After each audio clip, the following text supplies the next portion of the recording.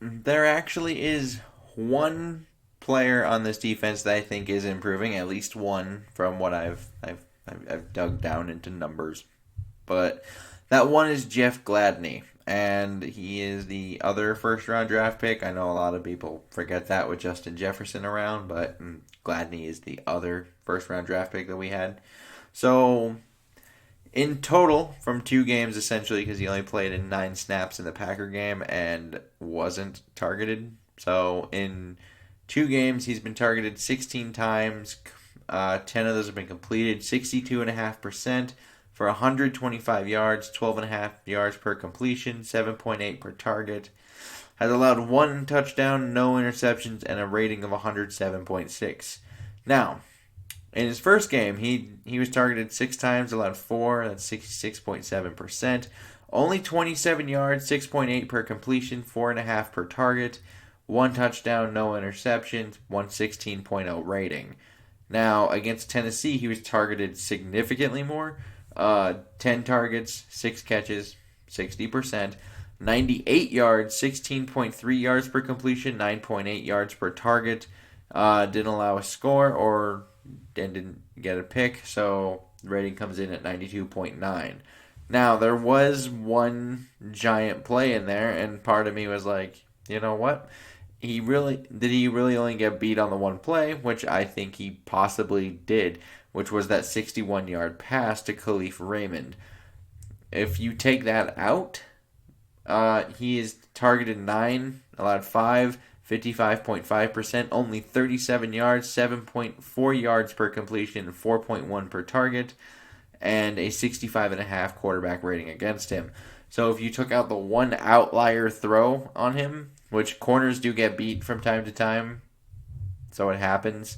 But overall, I think there was actually a lot of improvement in terms of just numbers right there. And this is kind of the benefit of having all the young players is from game to game you can really see, is there improvement, is there not improvement, are we staying the same, where is this at? And in this case, we've been improving. And he's been working mainly from that nickel slot position since Mike Hughes is unable to go. And Hughes has been targeted 9 times, 8 allowed, 88.9%, 112 yards, 14 per completion, 12.4 per target. Has allowed a score, didn't get a pick, 155.6 quarterback rating against him.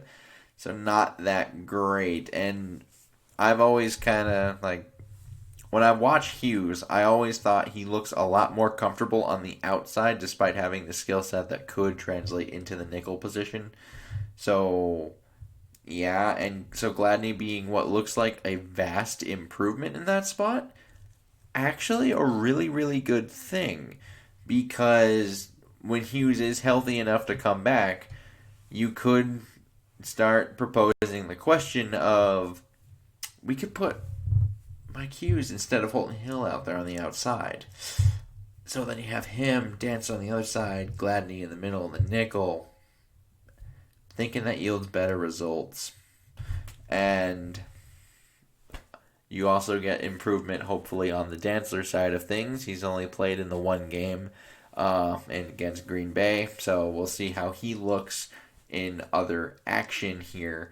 But I would think that's going to probably yield better results than what Holton Hill's been giving, because Holton Hill is he's a